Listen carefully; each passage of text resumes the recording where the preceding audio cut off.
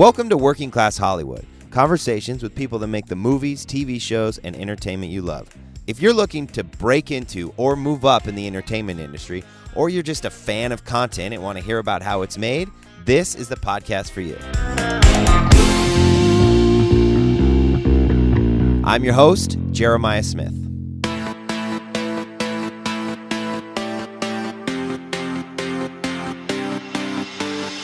Clueless forever, I think, would be the greatest kind of achievement because it lives for so long and it's like in people's hearts. And I think that I'm proud of that I could make an impact, It's still relevant in some way. My guest today is costume designer Mona May. Mona has been designing costumes for movies and TV shows for over 25 years. Her first big break, her first big feature film was Clueless, the 1995 film starring Alicia Silverstone. If you've seen that movie, you know that the costumes, the outfits, play a huge role in the story and the characters of the film. And Mona, she was responsible for all of them. Some of the other movies Mona has done: The Wedding Singer starring Adam Sandler, Never Been Kissed starring Drew Barrymore, Romy and Michele's high school reunion, and the list goes on and on. More recently, she's been doing the costumes for the Netflix series, The Santa Clarita Diet. I was so excited to talk to Mona because this is exactly the type of job that I was hoping to explore when I launched this podcast. I mean, I know nothing about costume design, and there are people that are making great livings doing this in films and television. So Mona was nice enough to come to my garage studio, sit down with me, and explain everything it is that a costume designer does. The whole process of costume designing is really fascinating, and Mona does a great job of explaining it sort of soup to nuts. I learned a ton. It was really entertaining, and I think you are going to love my conversation with costume designer Mona May. All right, I'm here with Mona May. Hi, Mona. Hey, how are you? Thank you so much for coming. I really appreciate it. You're welcome. Mona's the first person I'm hosting in my newly renovated garage studio here. I put up the drywall and this was like a mess before a month ago. Wow. So now I'm turning it into a little livable space. It's looking good. It's looking good. Yeah, it's got a little ways to go. I but like the twinkling lights. So Mona, where are you from originally, and how did you end up in Los Angeles? Well, I'm Polish and German. I was actually born in India, so I hold a few different passports. Mm-hmm. I ended up in U.S. to go to school. And in Los Angeles, I went to Fashion Institute here downtown Los Angeles. To fit them. To fit them, Gotcha. Yeah. So I'm an alumni there. Awesome. And while I was in school, I was studying fashion. That's kind of was my main direction in life. I loved clothes from being a kid, rummaging in mom's closet and, drawing outfits and just always being more flamboyant than the average person on the street. So while I was in school here studying fashion, I met, friends from USC and UCLA studying film. And when they were doing their thesis, they said, "Hey, can you help us? We're doing this short films." For some student films. Student films, yeah. Gotcha. And, I had not much really idea about it, how to do it. So I learned, and it was really fun. It really just kind of, I got that bug. It was interesting finding this process of creating the characters and from the page of the script and, diving more into their psychology than just, putting pretty clothes on or, right. designing the perfect skirt or, the perfect dress. And it just kind of really snowballed from there. Then, I did a couple, and then somebody else asked me, and then it just, I started doing music videos. I mean, a day of Run DMC and, Debbie Gibson. And, nice. And then MTV started. So I jumped on a show called Just Say Julie. Was it Just Say Julie? Just Say Julie, okay. Yeah. It was kind of a comedy show where she interviewed people. She was skit comedy. So that was just kind of the first forays into the film business for me, and I really loved it. I ended up going back to Berlin, doing an apprenticeship with a fashion firm, and then I decided to come back to LA and kind of pursue costume design full on. Awesome. Did they teach costume design at FITM, or are you learning clothing design and Like, is it not specific to the film and television They industry? do now. They do now have a TV and film costume design program. At the time, no, they didn't. So I strictly was learning fashion design, how to produce a line, how to, catch the best and latest trend and, Right. incorporate. So that's why I think the learning about film hands-on was, very interesting. It was really something that, I really loved. I loved that collaborative process, I think, as well. I think that's really cool when you have the script, you have the director's vision, then you bring your own vision, and then you get the characters themselves, the actors bring something to the table. So it's really kind of like a very moving process. Yeah. It's not a wall that you put up and paint certain colors. Things really change in the course of starting from the ideas to really the finished product. Right. So you were working on like student films, music videos, kind of working your way up. Like, were you making a living in those early days doing it, or was it kind of like a side thing? Like, did you have to do like any like day jobs, like more typical day jobs, or were you like all costume and fashion? Of course, it was day jobs. I was a student, so I was waitressing and doing the stuff on the side. You're not making a lot of money doing music videos or working for MTV in the early days. So Yeah. it was a great supplementation, a little extra cash. And, in the beginning, I think for anybody who is starting out, you just, the jobs are scarce. They're here and there. And, you're really establishing yourselves. You're making the contacts in town. And, the town is all about contacts and who you know. And Yeah. so, yeah. And then I ended up, having to go back because of my paperwork. And, I was on a student visa. So I went back and did the apprenticeship in Berlin in a fashion firm, but I really caught the bug. I really loved it. I thought that this would be a great career to have. And so, what point did it kind of turn into a career for you? Like, what happened where you were able to finally make your living doing what you wanted, doing costume design? I think when I came back and did the MTV show Just Say Julie, so that's more of a steady gig. We did like I think 10 episodes or some half an hour episodes. Still supplementing waitressing, and then more and more jobs, and I assisted costume design on a couple movies. I got into the union, so that really always helps. I think then you can kind of go do the next jump to the next level of getting better gigs. Mm-hmm. And then I met Amy Heckling on the pilot. We did the pilot together. We fell in love with each other. We really had the same kind of sensibility. Which pilot was it? I don't even remember. Oh, some TV pilot some that you TV guys were pilot working on. many, Gotcha. many years ago. It was before Clueless. Yeah. But we met and we really creatively hit it off. So when she wrote Clueless, she was like, "You're my girl." She really liked my sensibility of being European. Worldly in the sense, kind of not just American point of view on clothes, but that movie was so interesting because it really talked and showed girls who are, from LA, but they travel to Europe, and buying the best of the best from their runways. And that was kind of that. We met, we hit it off. She wrote Clueless. She called me. She said, "You're the girl," and kind of the rest is history in a way. So that was kind of like your big break, if you will. It really was, yeah. Awesome. Yeah, so there was a kind of a first feature film, studio movie. I didn't even have an agent. I had to, negotiate myself. And, it was scary in a way because, I didn't know that I could get, car allowance and other stuff. So. Yeah, there's a lot. So my wife and I, we did a Mona May double feature last night. We watched Enchanted with the kids and put them to bed and stayed up and watched Clueless. And Clueless it's a great movie, but like I feel like more than maybe a lot of movies, the clothes just felt like such a central element to the story and to all those characters.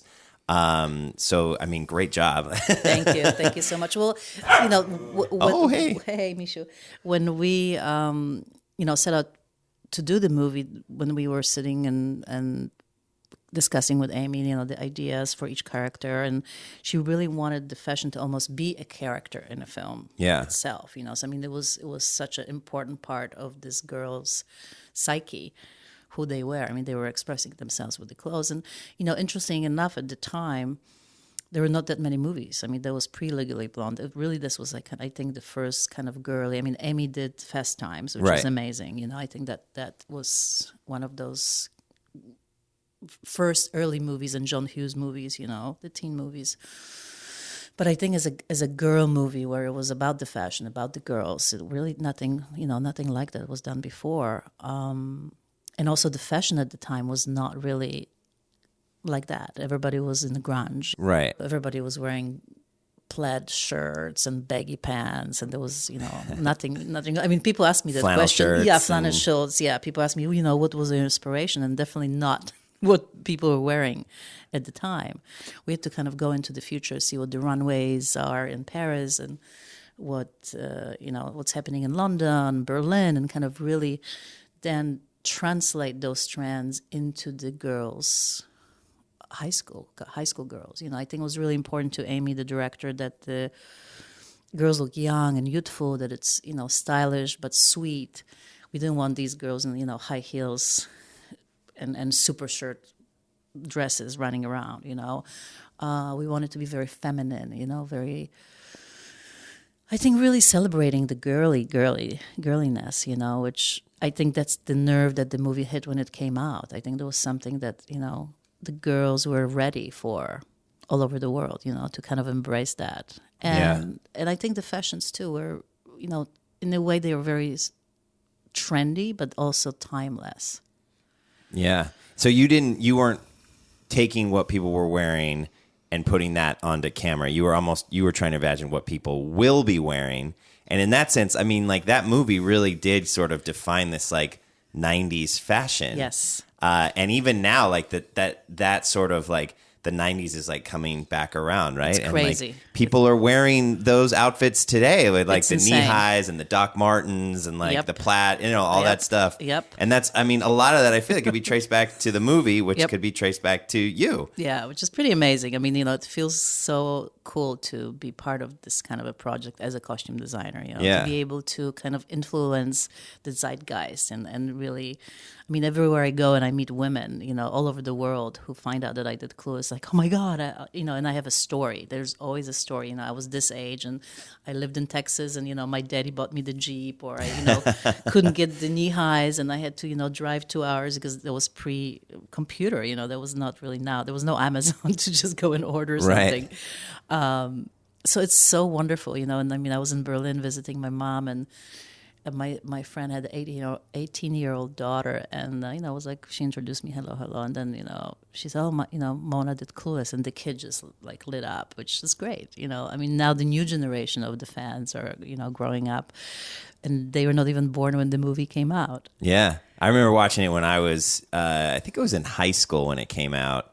And I loved it at the time, but just watching it last night, I mean, it really holds up. Like, it's still funny. It's still a good story. Like, it's a great film. Well, I think Amy Heckerling, it's amazing. She's an amazing writer, and I think she really can get into the young people's heads. I think that she really. I mean, look at Fast Time. Yeah, I mean, it's the lingo. It's such a great storytelling. The characters are really deep. I mean, not that our girls were deep, but in the sense, who they are. You know what I mean? They really, they come to life. And I think what was fun, too, with the fashions that we made each girl very different, so people could connect with the characters. They could emulate them in a sense, too. There was a specific color palette for each girls, and, we are body conscious, and each girl has their own quirkiness, and how do you dress that type of body, I mean, Alicia Silverstone was always cute and, coordinated and... in contrast to Dion, who was always more funky and bolder colors, and with her skin tone, we could play with that. And then, of course, Ty, Britta Murphy, who we did the makeover on, and which is so much fun. I mean, she was a wonderful person and great, such a young spirit to work with. It was super fun for her. I mean, even Alicia, it was amazing. I mean, she was 18 at the time, and she's kind of a grunge kid, rescuing dogs. I mean, she's a huge animal, person. So we really had to work with her, how to wear these type of designer clothes and how to move in it, and I mean, it was all kind of the learning curve. the process of her character. It's super fun. Yeah. So I told some girls that I work with that I was going to be interviewing you, and one of them was like, you have to ask her, when are they going to come up with the technology where I can like choose my outfit on my computer screen and it'll tell me if it matches or not. It's crazy that it's not done, right? That 25 years ago, or whenever the movie came out, that Amy Heckerling came up with that in her head. Yeah, it seems like something that at this point could be like a very easy like iPhone app or something like that. Right, You take a right. picture of all your clothes Yeah. and then like put it together. Yeah. But I mean, as far as I know, it doesn't exist. It doesn't yet. Yeah. So can we talk about the process of what you do and just kind of like just how you go about, putting the costumes for these films together? So I imagine you get, you come in when it's in pre-production, you get the script, right? Yeah, I mean, I usually get the script before I meet with the director, before I get the job. So, Okay. The interview process. So I get the script. I do a presentation, my ideas, which is always, nerve-wracking because you don't really know is that the same ideas that the director is having or not. So you want to be a little bit wider in your proposition of the look. So there's, open to discussion. The ideas are open to discussion. So I read the script, I do the presentation, I meet with the director, and then, we see if we hit it off. Because that's always really important, I think, for the creatives on the film to really have... it has to be symbiotic in a way. You have to really kind of see it in the same palette, or how the character is progressing and stuff. So it's fun when that happens in a meeting, and you kind of click, and then I get the job, I get hired, then I assemble my team, and wardrobe department is. I'm the head of the department, the creative part. Then I have a supervisor underneath me who does all like the nuts and bolts of the department. All the budgets, hiring of people for set. Letting them what time they have to come to work. Dealing with the ADs on the kind of day-to-day stuff. Then I have assistant costume designer who's kind of my right hand creatively. Shopping fittings, making sure that stuff is made. Then under that I have people who run the set. So people who are on the truck, who set up the rooms for the actors. So we deliver them the clothes, then they hang the clothes into actors' rooms, get everything pressed, ready. Then the actors are dressed, they take care of them on the set. Gotcha. And then depending on the project, you have shoppers, you have seamstresses who do alterations, you have, sometimes on like Enchanted, I have a huge shop that are, they're making the clothes, we sketching, we are, making patterns, we make boots, we make hats, all that kind of stuff, Mm-hmm. Sometimes you hire special effects kind of costume people who make, I did the movie with Dana Carvey, Master of Disguise. So we just did like crazy wearable costumes for him. Like he was flying in the air, kind of like a balloon costume that then deflated. So that kind of stuff, working with, different shops. So that's kind of the basic of my department. So, once I have everybody in place, I started working with the director on the look. So now we are kind of diving deeper into each character. We discuss what is the story through the film. What happens to the character. Maybe they start very happy and they become depressed, and how does that reflect in the wardrobe, and are the clothes are getting dirty and maybe wrinkled. Maybe he wears the same thing because he's so depressed. He sleeps in the clothes. So that stuff gets really worked out in the first stages, before we start shopping. Before we really kind of get going, because you want the ideas to kind of really gel out. Yeah. I meet with the production designer. I meet with the DP. We talk about the colors. What are the rooms like? Because that's also really important. The character, clothes, and their environment needs to really look like it's the same person. So that's really that's super fun, I think, part of process of my job, really figuring these characters and talking to the other departments. I think they need to know what I'm doing. I need to know what couch they're going to have, what wall color they're going to paint. So all of that, we don't want to have a green couch and a green dress. Right. And at that point, probably actors are being hired, we have our leads. So now all that what I've discussed and came up with the director, I present to the actors. And now I get their input. Some actors are not into wardrobe as much, but some are very into it, And They want to have input. And they want to have input, colors. And I mean, sometimes they want clothes that are too tight or too loose, whatever that is to that will make them feel more like the character. Because I think the job of costume designer is really creating these characters and working with the actors so when they step on the set, they're 100%.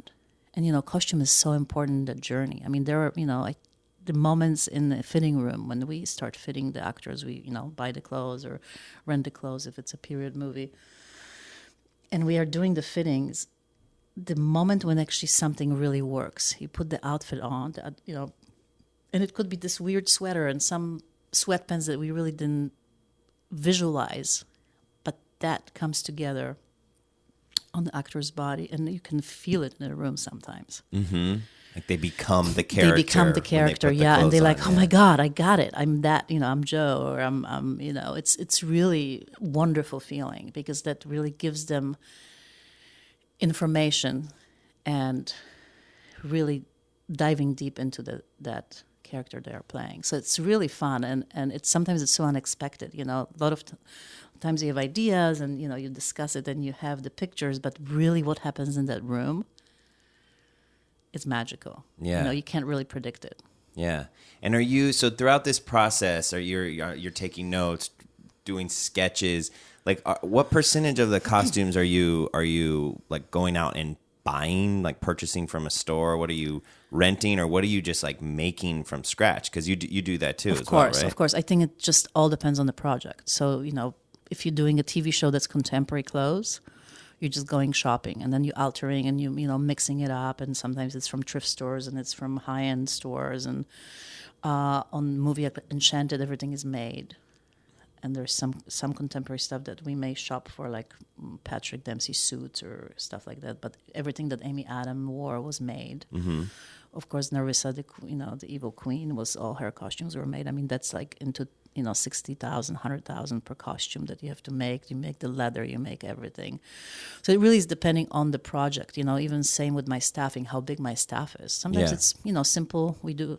Like the show I just finished, third season of Santa Clarita Diet with Drew Barrymore. My wife loves that show. Super fun. Season 3 coming out soon. We shop. We basically shop. We do very high-end clothing, designer clothing. We shop. We mix it up with, street stuff. But it's more simple as if, I have to sketch and then I have to make patterns and I have to, have a shop and seamstresses involved and stuff. So each project is different, and budget too. I can do a movie that I have 20,000, and I can do a movie where I have $1 million budget. Right. So it really, and that's what's kind of fun too. It keeps you on the toes. You can have the luxury, but sometimes I did a movie called Banana Split, which is coming out, I think sometime this year, and it was a very small movie with a wonderful writer and actress, Hannah Marks, and teenage comedy drama. Love story. But the girls had 60 changes, Wow. And we had no money. I mean, so it was actors' clothes, it was buying some stuff, thrifting. Like we went to all these thrift stores together with the actors, 2 thrift stores, and shopped because we didn't even have money to like not be able to return something.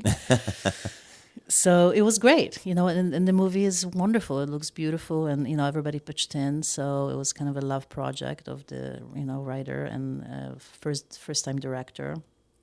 So it's fun. It's really, it's all creativity to me. And that's what it's all about. I mean, it really is creating the characters, it's being a team player, meeting new people, being inspired by, new and amazing artists. I mean, that's the best part of my job, I think. Yeah. Is there a type of project that is your favorite type of project? Like, 'cause it sounds like you've done such a wide range. Do you love one more than the other, like the big budget Disney movie versus the small indie? Like, what? I think that it's all about the creative process. If you find the right people, the indie could be amazing because you are such a team and you are really pulling it all from all sides, and you're really together in it to make it happen. I mean, it's quite exciting too. When you don't have the resources. But, a movie like Enchanted or Haunted Mansion, when you have the resources to try new things, like on Haunted Mansion, I designed costumes that glow. They were like glowing in the dark, but not with the glow paint, but with something that's called Scotch Light, which is on the roadsides and your tennis shoes. It's a 3M product. So it actually comes in like a powder form. It's microscopic glass beads, and the director wanted the costumes to glow in a very organic way. They didn't want to do CGI, so I actually used that material, mixed it with paint, and painted it onto the costumes, and then the camera filmed it with like a ring of light around the lens. But that took 3 months to figure out. You know what I mean? So that's the fun part of, creating something that's fantasy, that you can really be like a, med professor or, engineering different things. So that's really super creative. So it's I welcome it all in a sense. I mean, it's nice to have a big team and have the time to work on things. I mean, I do love fantasy because I just feel like, coming up with all kinds of crazy, weird stuff is really fun. Yeah. I like CGI too because I did a bunch of stuff. I did Stuart Little, which was so much fun because I got to dress a mouse, 4-inch mouse, that I never had to make the clothes in real life. And it was this sequel, so the director wanted now Stuart to look like he goes shopping to Gap. So digitally designing jeans and cargo pants and sweatshirt material and making a mouse has a horrible body because he has no neck, basically. He has a tummy, he has a tail, he has short legs, making him like a human. So that's a big challenge, how to do that. How do you create the patterns that just on paper and then the computer sews it onto the maquette? And then you go tailor it in, with a young kid who's like a, digital genius.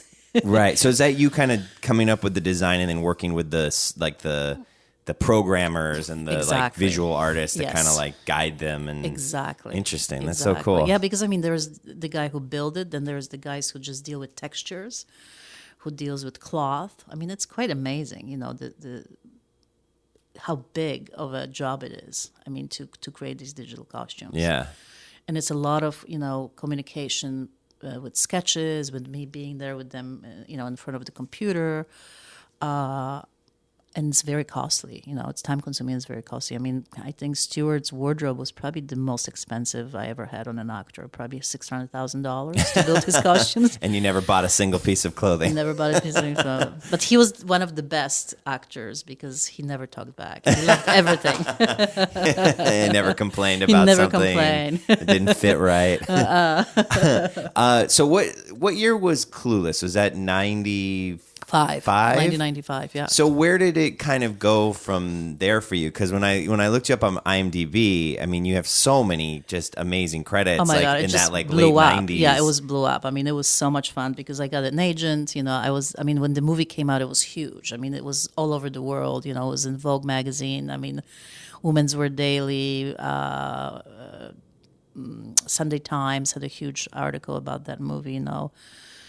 So it really was amazing what it did, for my career. I mean, it opened all the doors, and I got to work on such fun movies. I mean, Romy and Michele, Never Been Kissed, Wedding Singer with Frank Coraci, who I'm still friends. Hopefully, doing a movie with him this summer. Oh wow!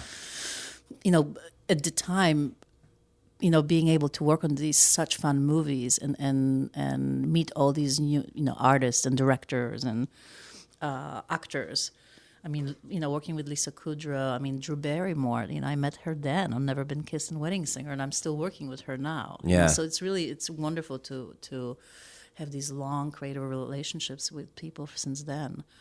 And then with Stuart Little, so then I got to kind of do the CGI stuff and Haunted Mansion, Enchanted, so a lot more kind of going away from the contemporary to the fantasy and the CGI, which was, it's great to grow as an artist as well. Is it hard to get in at Disney, like on a big Disney film? It's very hard. Like, did they? I'm imagining they're not like just hiring anyone off the street or just giving people their first chance. So like, is that you kind of have to get vetted by them and like have this great resume before you start, doing these big positions on a Disney film? Right, or have a director that you worked with who's doing so I got in through Haunted Mansion, because I got hired on that job, and then Enchanted was a different director, and I beat a lot of designer with my presentation, and, kind of was lucky because they were big, very famous designers, Oscar holding designers who were up for the job.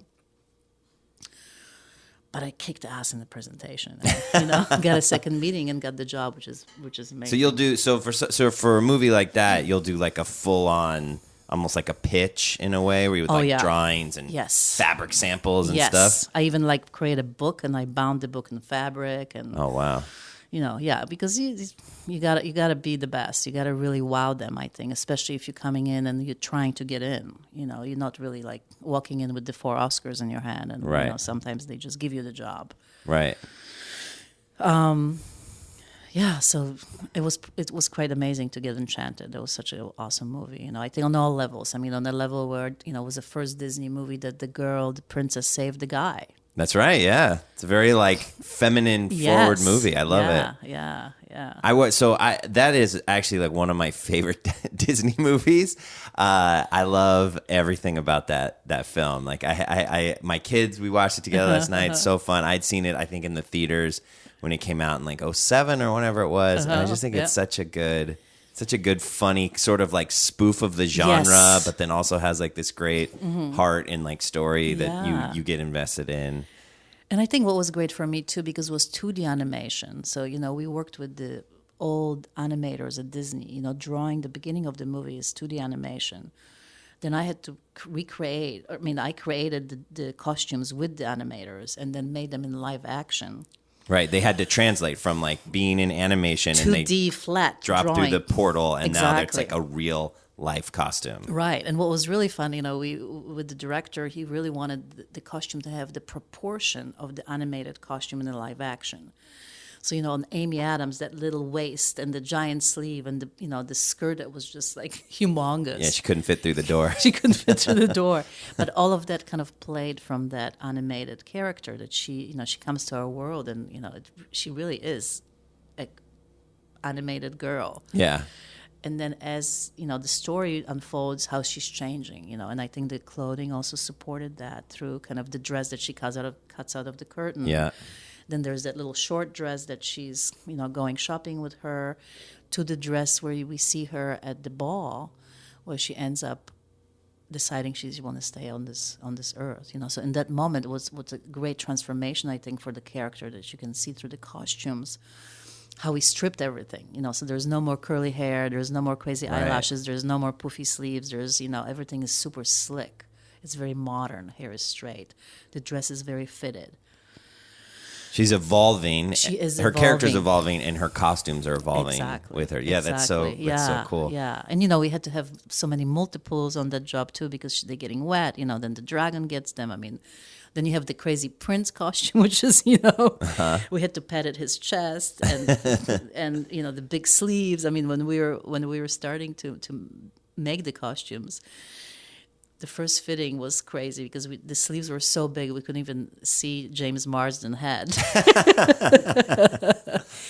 So it's a a lot of work, and those actors are amazing. Susan Sarandon too, standing in many fittings, sometimes 10, 12 fittings we had to have to really get all of that organized, because there's so much action to it. Then you have CGI as well, so you have 2D animation, live action, and CGI. Yeah. And the costumes have to exist in all those 3 different mediums. That's so cool. How long did you work on that movie? Like, what's a timeline? Probably a year. Like a full year? Yeah, because it's I was brought on so early to work with the 2D animators. So we developed the looks and the costumes together. When animators draw, there is no gravity.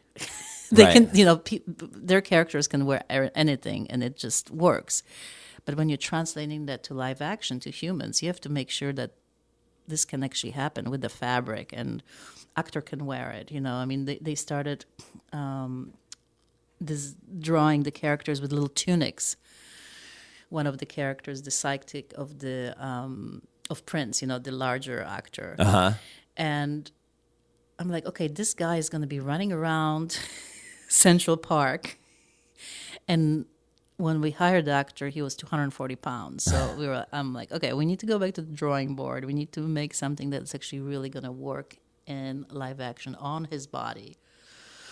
So the process, and then, creating the costumes, we did some of it in LA, then we shot in New York, so some of the stuff was built there as well. So yeah, it's an amazing process, and that's, I think, the most fun part of my job, because it's really coming up with the looks. It's making sure that it's functional as well. I mean, these actors, they have to climb and they have to move, and it's raining. I mean, Amy dressed, we had 11 of the white dresses. The big, giant, big poofy dresses. sleeve. Yeah, because wow. it was one that always pristine. Right. Then there was the one that she was going into the manhole, which was like a short version of the dress. Then we had the wet one. Then we had the stunt one that's hanging off the billboard. Oh, my gosh. And then, what's great about the Disney, they actually keep the costumes and they display them, the Haunted Mansion stuff traveled, the Enchanted stuff traveled all over the world, Disneyland. So it's really, it's great to have this body of work that, people can still see it. It's kind of like held in like the pantheon of film in a way, you know what I mean? And that will always exist. And like people will look at that for decades to come. And it's so cool. Yeah. Yeah. And I think that what's wonderful too is that, our job as costume designers, it's getting more exposure. I think people understanding more what costume design is. I'm really hoping that Black Panther wins this year. Mm-hmm. Because, traditionally most pictures that win are period pictures. Right. Which I think it's great because it's a beautiful executed work, but it's not inventive in the sense where I think something like Black Panther is, or even Enchanted was, I think. Yeah. Because it's something that you're coming up. You're creating it from scratch. Like, how do people dress in Wakanda, this fictional nation? Exactly. And I hope that we can break these barriers.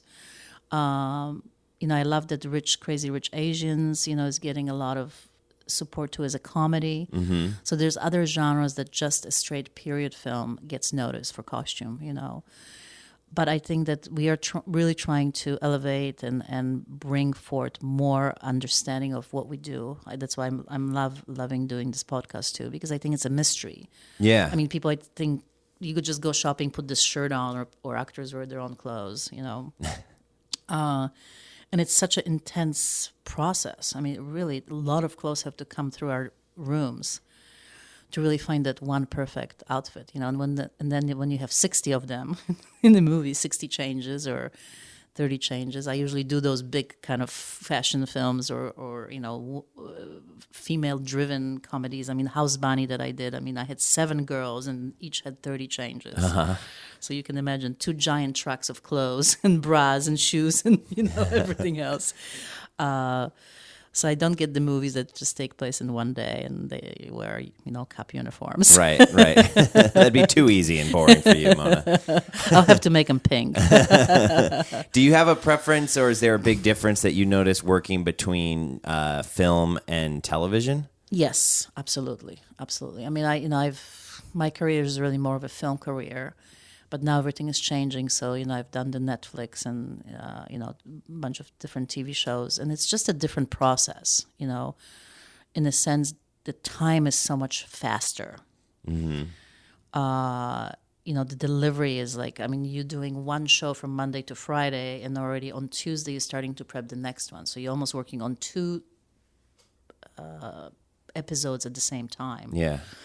So it's a fast turnaround. It's in the movie you do have more of the luxury of the prep time, the getting together with the other team members, the production designer, the DP. This is a lot faster. It's also something that's established, so you're also following a rule or idea for the character for 10 episodes. Right. It's quite labor intensive in the sense. It's really. It pushes you, to really make it happen fast. I'm really in awe of designers who do period shows, for television, because that's a lot to do, to be able to design and make it, sew it in time, do the fittings, because, the actors are also always on set working, they're shooting, they're never seen. Like Drew Barrymore was always in the scene. Just getting her out for a fitting was hard. Because then she has 2 kids and she's got to do that. And then, at the break, she may need to take a snooze because it's like she's also endlessly on set working. In TV, I think you do 7 pages a day. That's crazy. Wow. It's a different world than movies. But it's, it's challenging. And it definitely, in my career, made me kind of put me on my feet. Like, okay, I guess I can do it. Bam. Mm-hmm. But I do prefer film. It's just kind of it's a slower paced, and it's a little bit more artistic in a sense where you have the time to maybe test something out and change it or massage it and go another direction, which I don't think you have that luxury in television. Right. Is there a favorite project of yours that you've worked out on through your career, or like a favorite costume you've designed? Like what do you look at and it's like, it's just the best that you've done? It's so hard because, you love your babies. And then, Clueless Forever, I think, would be the greatest kind of achievement because it's just what we said, it lives for so long and it's like in people's hearts. And I think that I'm proud of that I could make an impact, in that way. And it's still relevant in some way. I love Enchanted for being able to create these costumes, from scratch. And really, when I saw the movie screening, and I was like, wow, I did that. This is pretty amazing. It's kind of like you sometimes don't even know what you're capable of because you're kind of in it and you're making it. And it's like, wow, this is beautiful. Working with Drew, having these kind of relationships is really great as well, for 20 years to be able to, work with someone and still stay friends and, support each other. Knowing Emmy Heckling and meeting all these people, it's from every project there's something that's really, I feel I've learned. 8mm was really amazing. There was a Joel Schumacher movie I did, many years ago, and that was such a great project because at the time I did only comedies. Right. And here I went for the meeting, and he understood me as an artist and gave me the chance to do something very dark. So that's a kind of a very cool memory, something that I had to go into another place of my creativity, different from what I've done. But I think we as artists, and I think that would go to any person, including painters, but anybody, actor. I think we can easily get put into one place. Oh, she's the comedy girl, or she's right. this girl, or she's the period girl, or a comedy actor. So I think I really fought hard in my career to really be very diverse, to really do different things. And I think I'm really lucky because I can just learn and become a better artist. Yeah. So what would you recommend if there's someone that's listening to this that is like, oh my God, this sounds like my dream job? Like, how do people get into this part of the industry? How would someone start working in the wardrobe department? I think starting as a PA is probably the best way. Just as like a set PA, just like wardrobe PA. Okay, so you guys have wardrobe PA. We have wardrobe PA, so they they don't have to be union. They can kind of be off the street in a way. Mm-hmm. They just have to be willing and to learn and have a car and come to work on time, and you can learn a lot being a PA. It's a hard job. Yeah. But you can really see how the department works, who does what. Do you really want to do it? Maybe it's too hard. Maybe the hours are too long, too demanding. Because the job is of a costume designer, and I think anybody in film business understands it is not a 9 to 5. If you want a white picket fence and a dinner at 5, it's not the job to get. It's most jobs in our industry. Right. You're going to be away. There's a lot of movies on location. You're going to be away from your family. It's very unpredictable. Like I'm waiting for a job right now that I could be going to Bulgaria, or I'm going to stay in LA. I don't know. And I may have to in 2 weeks pack up my bags and go. Mm-hmm. So you have to be flexible, open to it. You have to communicate well with people wherever you go. It could be language barrier, or you're in a different state that doesn't, or country where culture is different. You have to adapt to that. So I think you have to be very open-minded, flexible, hard worker. I think and persevere. I think perseverance and really following your dream and keeping at it is really important. I think a lot of people get discouraged. It's hard. You look at actors, how many years sometimes it takes for people to, get a break. But, with the new mediums, with streaming, there's so much more work. There's more, Hulus and Netflixes and Amazons and, I guess Facebook is going to start doing. There will be more work. So I think it's really wonderful for young people. They can, it's not going to be so closed up. I didn't, imagine something like that can happen to our industry with the streaming, and it's wonderful. Yeah. And just to back it up a little bit, like how would someone even find a job as a wardrobe PA? Like where do they have to know somebody? Is there a place to look? Can they reach out to people that they see in credits of films and TV shows? Probably. I mean, I think so. I mean, if you're in LA, it's much easier. But Yeah. I think if you always know somebody that is in the industry, can make an introduction. If you're in school that it has the program of costume designer, fashion, they can connect you with places. Are there certain schools that you find a lot of people ending up in your industry from? I think it really is. I wouldn't say one school. Just all over. I think all over. I mean, all over the world, truly. Yeah. I mean, we have people here from all over the world working in my costume design industry. There's Hollywood Reporter. They can look at Hollywood Reporter on Tuesday. They show the listings of movies coming up. Oh, that's right. Yeah. So they could look up that way. I think reaching to my guild, Costume Designers Guild, they could reach out there. That's how I found you. Yes, how you find me. I just called the guild and said, "Hey, I want to interview a costume designer." Yeah. I mean, there's two wardrobe unions. There's a Costume Designers Guild, and there's also 705, which is the wardrobe union.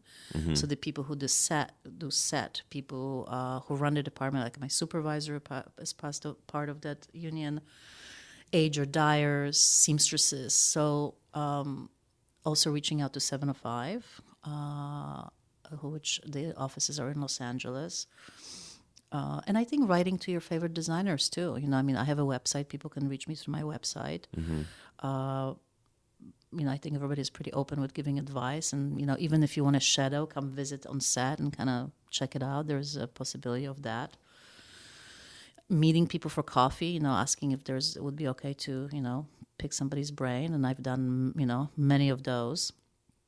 Because sometimes people really don't understand what that job entitles, even as a young person. So it's good to explain, this is what you're getting into. Right. Do you have any mentors yourself, any designers or people that you've looked up to through your career that have kind of given you advice? I don't, and I wish I had. So that's why I actually am huge on mentoring and, giving back and really helping young designers coming up in industry, because I didn't, and I wish that I had someone, to kind of help me answer questions and navigate, how do you go to interviews, how do you deal with certain things, and so we in our guild actually have a program where we, help young designers navigate that. Yeah, that's great. Well, Mona, thank you so much. This has been fascinating and just eye-opening, and like I've really enjoyed speaking to you. You're clearly very talented, and yeah, thank you so much for doing this. Well, thanks for having me, and I hope this is helpful. Hopefully, we can inspire some young designers. I hope so. Maybe they're listening right now. All right, take care. Thank you. Thanks, Mona. All right, that was my chat with costume designer Mona May. That was so awesome. I'm really going to try to get more people like Mona onto the podcast, people that work in films and the more below-the-line positions, maybe some production designers, assistant directors, director of photography. I'm going to start reaching out and trying to find some. Guys, thank you so much for listening to the podcast. Do me a big favor. If you are enjoying the show, go on to iTunes or Spotify or wherever you're listening and subscribe. Rate the podcast. Fill in those empty stars with some color. Leave a review. Those are all so helpful in getting this show out there and just getting it into more people's ears. If you want to reach me, you can email me at show, SHOW, at workingclasshollywood.com, or find me on Instagram. It's Working Class Hollywood. Thank you guys again for listening to the podcast. I will see you next time.